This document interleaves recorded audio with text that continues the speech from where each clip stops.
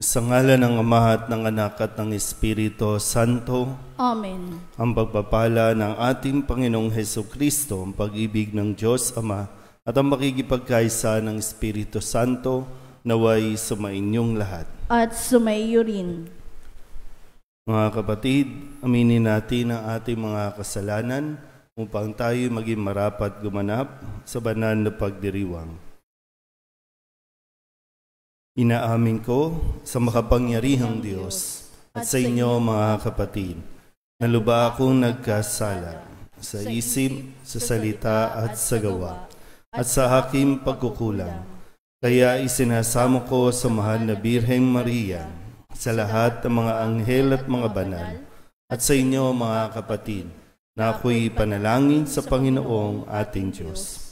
Kawaan tayo na makapangyarihang Diyos, patawarin tayo sa ating mga kasalanan at patnubayan tayo sa buhay na walang hanggan.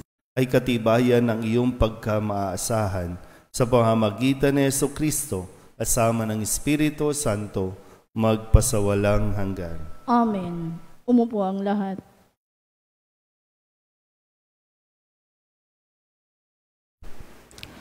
Pagbasa mula sa mga gawa ng mga apostol. Noong mga araw na iyon, si Felipe ay inutusan ng isang anghel ng Panginoon. Pumunta kaagad sa timog sa daang patungong Gaza mula sa Jerusalem. Ito ay ilang.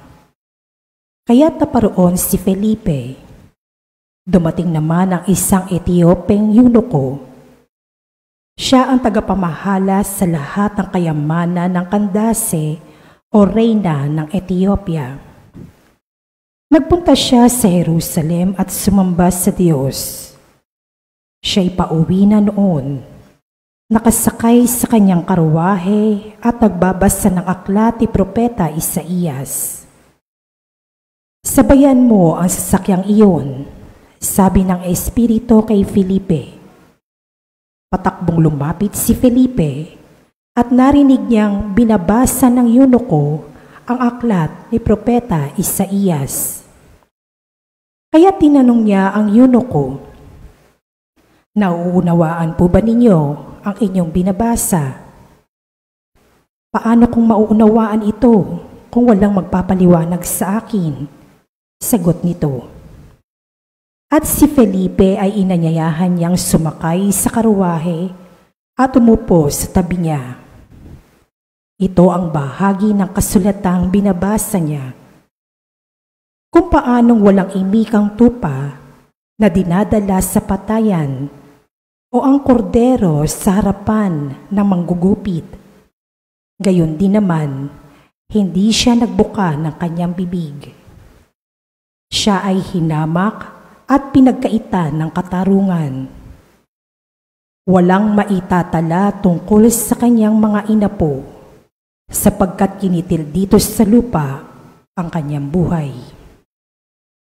Sabihin mo nga sa akin, wika ng eunuko kay Felipe, sino ba ang tinutukoy dito ng propeta? Sarili ba niya o iba? Buhat sa kasulatang ito'y isinalaysay ni Felipe ang mabuting balita tungkol kay Jesus.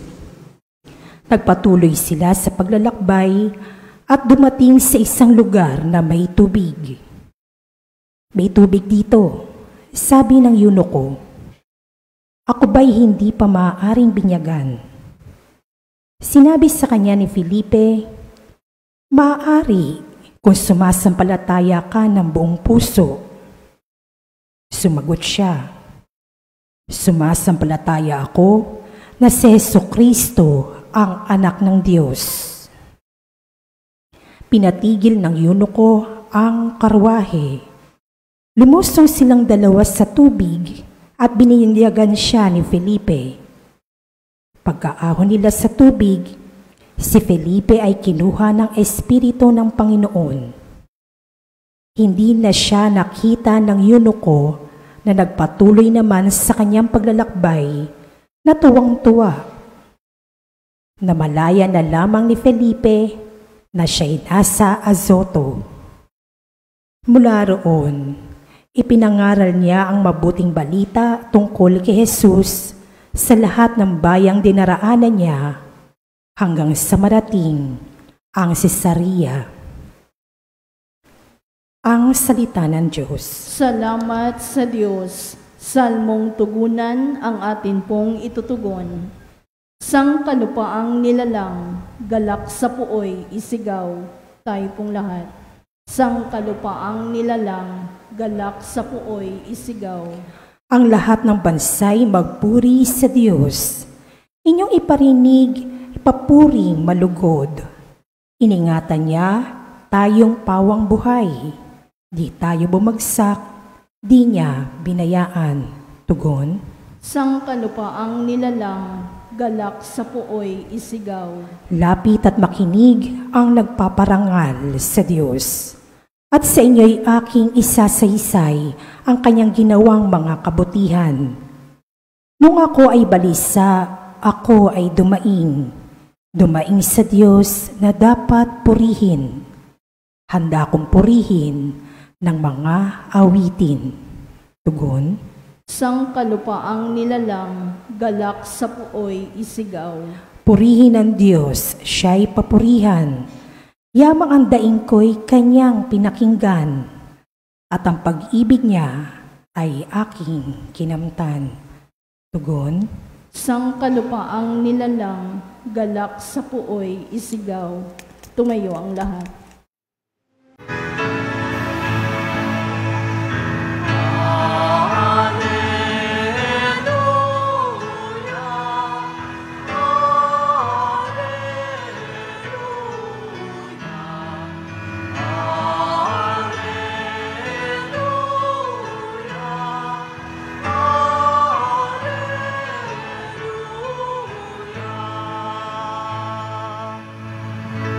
Sa daigdig ay laganap, liwanag na sumisikat, salitang buhay ng lahat.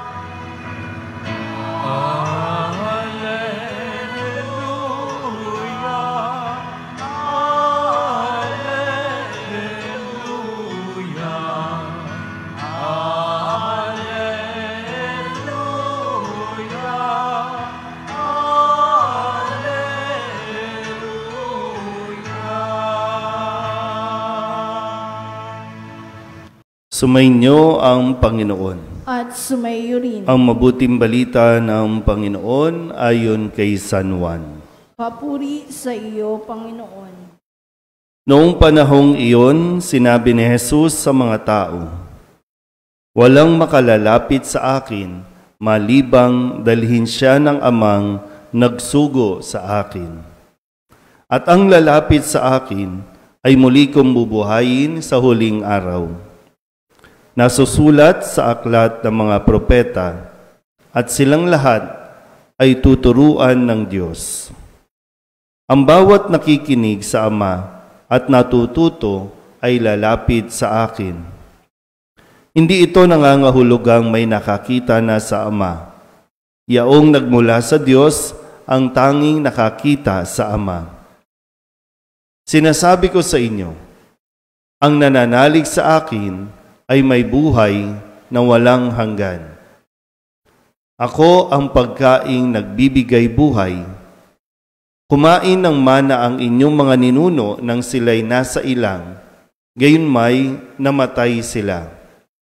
Ngunit ang sinumang kumain ng pagkaing bumaba mula sa langit ay hindi mamamatay.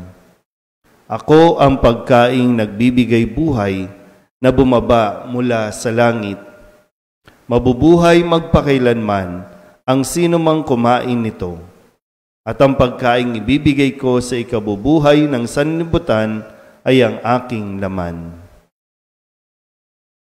Ang mabuting balita ng Panginoon. Pinupuri ka namin, Panginoong Hesukristo. Umupo ang lahat. Isang mapagpalang umaga po sa inyong lahat. Sa pagpapatuloy po ng pagtuturo ni Jesus sa ating lahat sa pahayag na mabuting balita mula kay San Juan ay muli nating narinig itong mga salitang tinapay ng buhay, pagkain nagbibigay ng buhay, pagkain para sa ikabubuhay ng sanlibutan.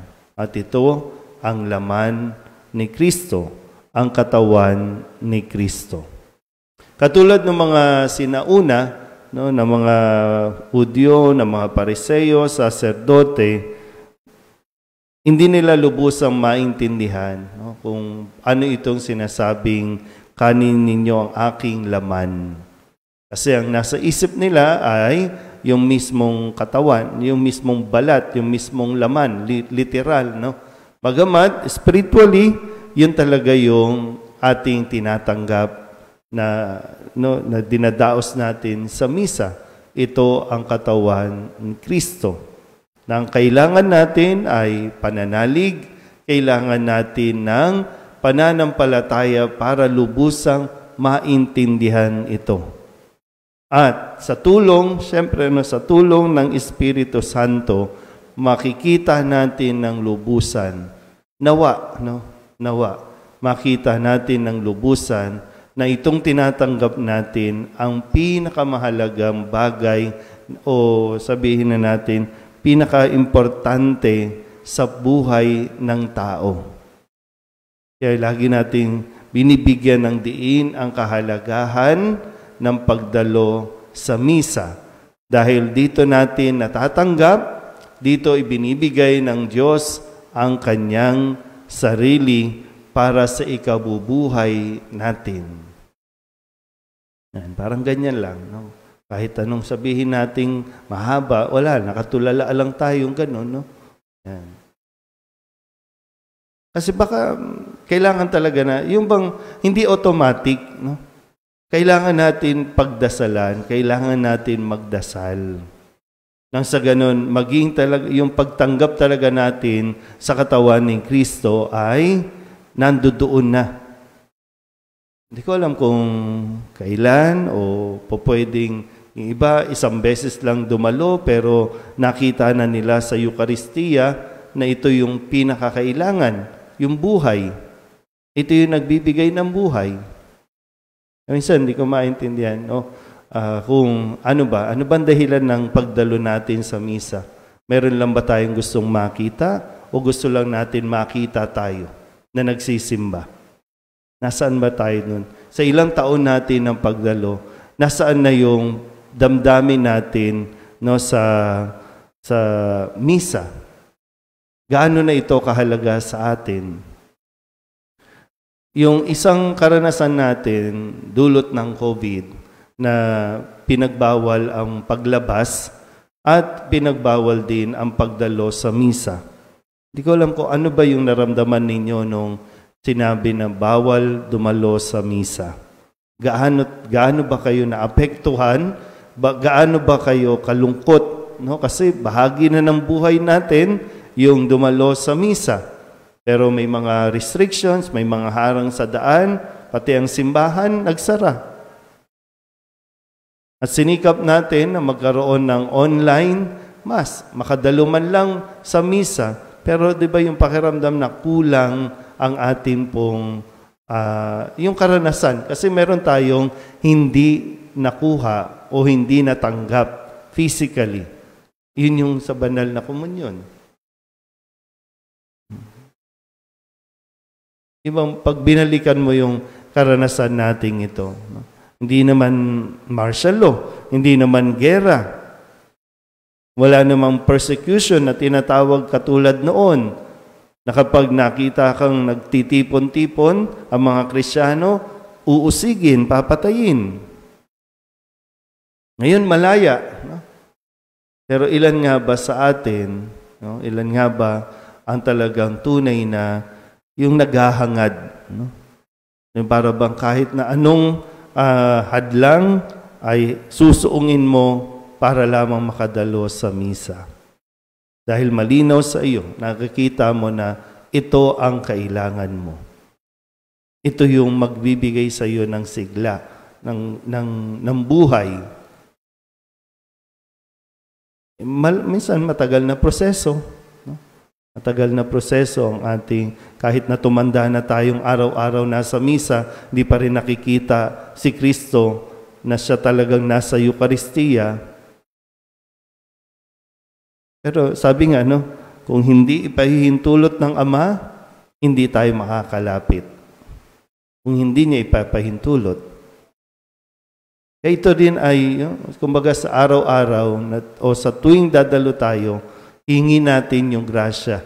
Hihingin natin sa Diyos na makita nawa natin at makalapit nawa tayo kay Kristo.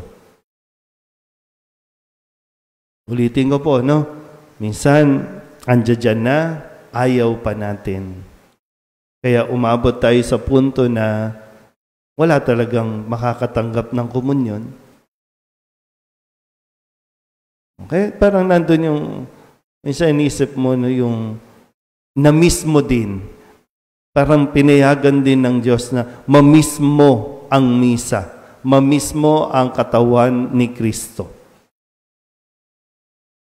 Ayan, hindi ko alam kung ano ba, na-miss nyo ba o normal lang? Normal lang na hindi na tayo magsimba. Marami tayong mga kasama. Of course, kayo, same faces kayo na nandito. Pero ilan sa mga kasama natin ang wala lang, hindi apektado kung may misa man o wala.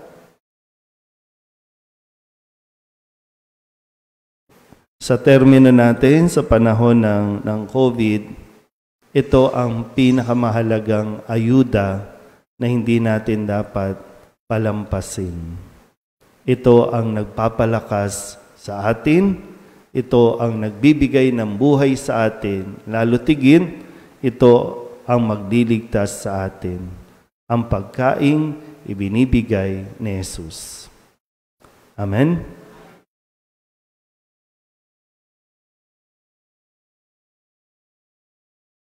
Lumapit tayo ngayon at manalangin sa Diyos Ama na sa kabutihan ng kanyang puso ay isinugo ang kanyang anak, ang tinapay ng buhay. Ang atin pong itutugon, Ama, turuan mo kami sa pamamagitan ng iyong anak. Ama, turuan mo kami sa pamamagitan ng iyong anak. Ang bayan ng Diyos na pinalakas ng Eucharistia, naway magkaisang mamuhay sa pananampalataya at pag-ibig. Manalangin tayo sa Panginoon. Ama, turuan mo kami sa pamamagitan ng iyong anak. Sa pagtanggap natin ng Eucharistia ng may pagpapahalaga, naway palalimin natin ang pag-ibig sa isa't isa. Manalangin tayo sa Panginoon. Ama, turuan mo kami sa pamamagitan ng iyong anak.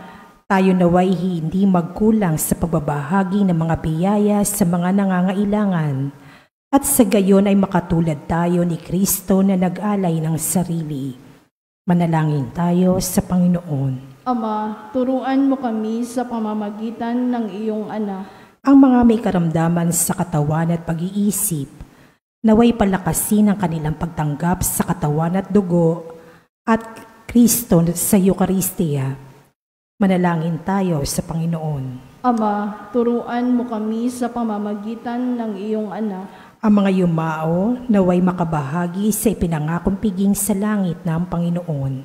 Manalangin tayo sa Panginoon. Ama, turuan mo kami sa pamamagitan ng iyong anak. Idulog din natin sa Panginoon ang ating mga personal na kahilingan at mga panalangin para sa ating mga pamilya, kasama mga kahilingan ng mga nanonood sa online. Lahat ng mga misang pasasalamat, espesyal na intensyon at mga kaluluwa na inihiling na ipagdasal sa misang ito.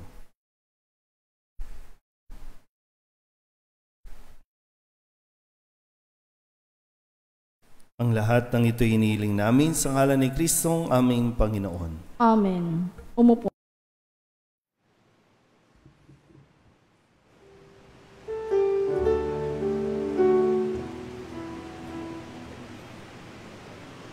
Tubig ng buhay, paglalakbay, patungo sa bagong buhay.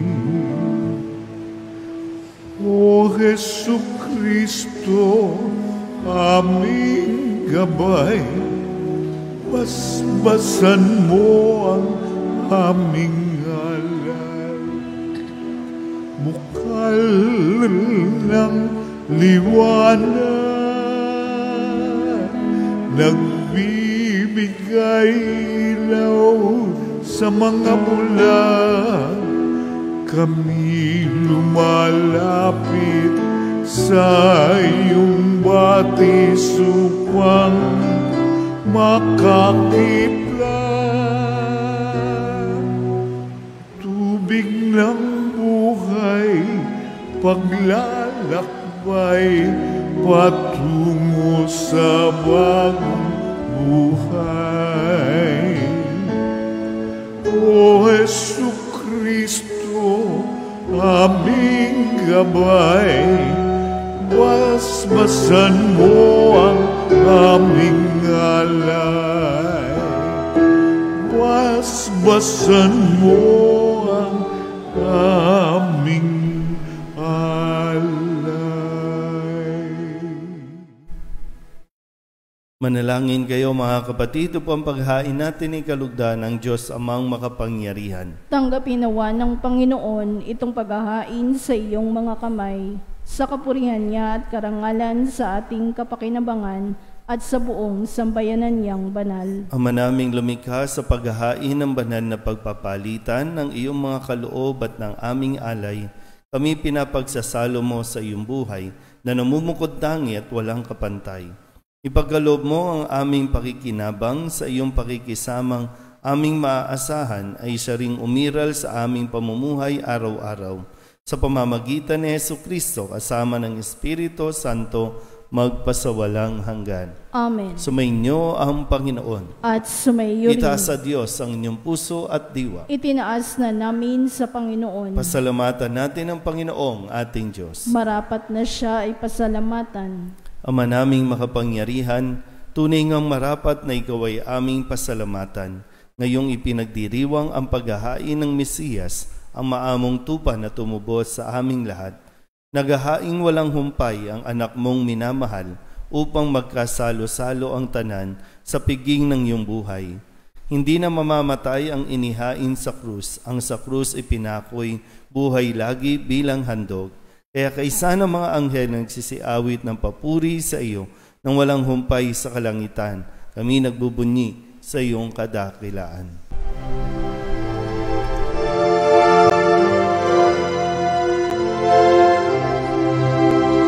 Santo, Santo, Santo, Panginoong Diyos makapangyarihan, napupuno ang langit at lupa ng kalwalhatian mo. Hosana sa kaitaasan, pinagpalang na paririto sa ngalan ng Panginoon. Hosana sa kaitaasan.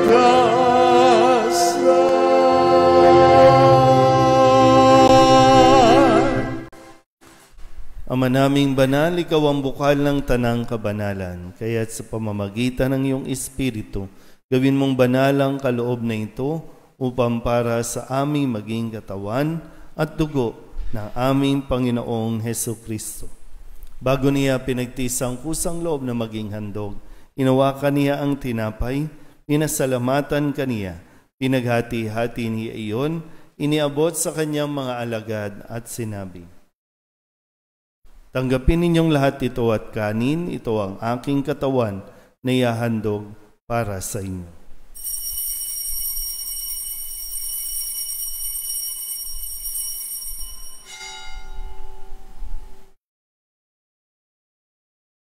Gayun din naman nang matapos ang hapunan, hinawakan niya ang kalis, muli kaniyang pinasalamatan. Iniabot niya ang kalis sa kanyang mga alagad at sinabi, "Tanggapin ninyong lahat ito at inumin. Ito ang kalis ng aking dugo, ng bago at walang hanggan tipan. Ang aking dugo na ibubuhos para sa inyo at para sa lahat sa pagpapatawad ng mga kasalanan. Gawin ninyo ito sa pag-alaala sa akin.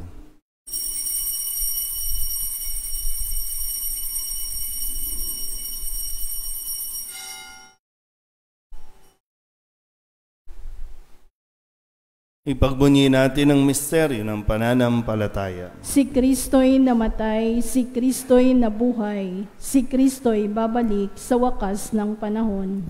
Ama, ginagawa namin ngayon ang pag-alaala sa pagkamatay at muling pagkabuhay ng iyong anak, kaya tiniaalay namin sa iyo ang tinapay na nagbibigay buhay at ang kalis na nagkakaloob ng kaligtasan. Kami napapasalamat dahil kami iyong minarapat na tumayo sa harap mo para maglingkod sa iyo. Isinasamo namin kami magsasalo-salo sa katawan at dugo ni Kristo ay mabuklod sa pagkakaisa sa pamamagitan ng Espiritu Santo. Ama, lingapin mo ang iyong simbahang laganap sa buong daigdig. Puspusin mo kami sa pag-ibig kay San Jose na aming obispo at ng tanang kaparian. Alalahanin mo si Francisco na tinawag mo mula sa daigdig na ito. Nung siya'y binyagan, siya'y nakaisa ni Kristo sa pagkamatay. Ngayong siya'y pumanaw, naway makaisa siya ni Kristo sa pagkabuhay. Alalahanin mo rin ang mga kapatid naming nahimlay na may pag-asang sila'y muling mabubuhay, gayon din ang lahat ng mga pumanaw. Kawaan mo sila at patuloyin sa iyong kaliwanagan. Kawaan mo at pagindapating kaming lahat na makasalo sa iyong buhay na walang wakas. Kaysa ng mahal na Birhen Maria na Ina ng Diyos, ng kabiyak ng puso niyang sa San Jose, kaysa ng mga apostol at ng lahat ng mga banal na namuhay dito sa daigdig na kalugod-lugod sa iyo, may pagdiwang nawa namin ang pagpupuri sa ikararangal mo sa pamamagitan ng iyong anak na aming Panginoong Hesukristo. Sa pamamagitan ni Kristo, kasama niya at sa Kanya, ang lahat ng parangal at papuri ay sa iyo, Diyos amang makapangyarihan, asama ng Espiritu Santo, magpasawalang hanggan. Amen, amen, amen. Amen, hallelujah. Purihin ang Diyos, purihin ang Diyos. Amen, hallelujah. Amen, amen, amen. Amen, hallelujah.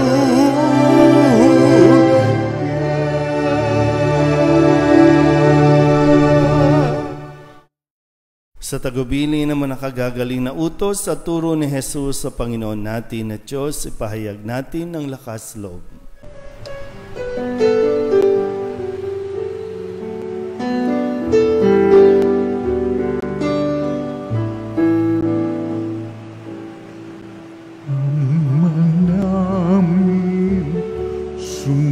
Sumasalang ka, sambahin ang ngalan mo, mapasamin ang kaharian mo, sundin ang loob mo dito sa lupa para nang sa langit. Bigyan mo po kami ngayon ng aming kakanin sa araw-araw at patawarin mo kami sa aming mga sala, para ng pagpapatawan namin sa nagkakasala sa amin, at huwag mo kaming ipagdulot sa tukso, at yadya mo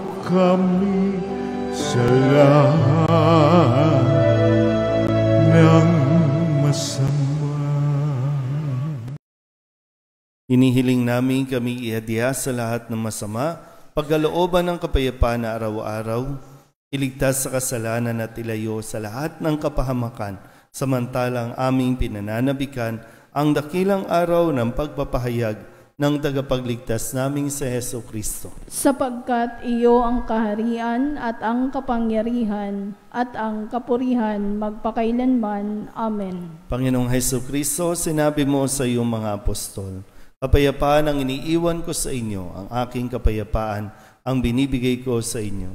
Tunghayan mo ang aming pananampalataya at huwag ang aming mga pagkakasala. Pagkalooban mo kami ng kapayapaan at pagkakaisa ayon sa iyong kalooban, kasama ng Espiritu Santo, magpasawalang hanggan. Amen. Ang kapayapaan ng Panginoon ay laging sumainyo. At sumayo rin. Magbigayan po tayo ng kapayapaan sa isa't isa.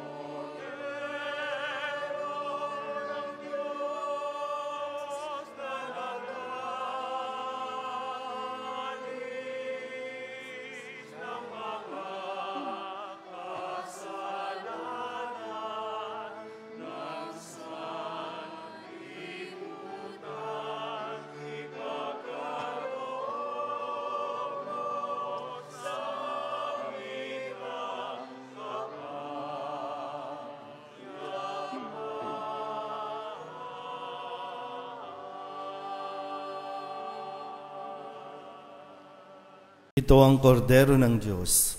Ito ang nag-aalis ng kasalanan ng sanlibutan. Mapalad ang mga inaanyayahan sa kanyang piging. Panginoon, hindi ako karapat-dapat na magpatuloy sa iyo, ngunit sa isang salita mo lamang ay gagaling na ako.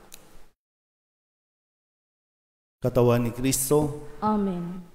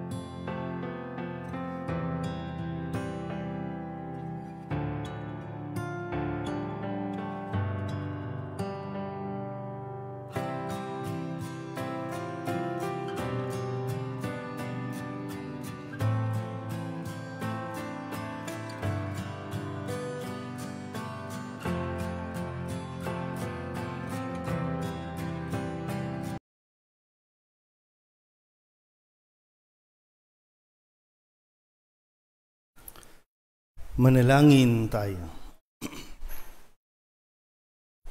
Ama naming mapagmahal, manatili kang kapiling ng iyong sambayanan na ngayon pinapakinabang mo sa iyong sariling buhay at gawin mong kami pasulong na makahakbang mula sa dati naming pagkamakasalanan patungo sa pagbabagong nagdudulot ng iyong kabutihan sa pamamagitan ni Jesucristo kasama ng Espiritu Santo magpasawalang hanggan. Amen. Sumainyo ang Panginoon. At sumaiyo rin. At pagpalain kayo ng makapangyarihang Diyos, Ama at Anak at Espiritu Santo. Amen. Tapos na ang banal na misa, humayo tayo sa kapayapaan ni Kristo.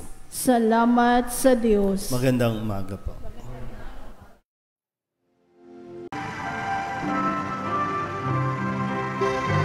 Nuestro Padre Jesus Nazareno, sinasamba ka namin, pinipintungo ka namin, aral mo ang aming buhay at kaligtasan.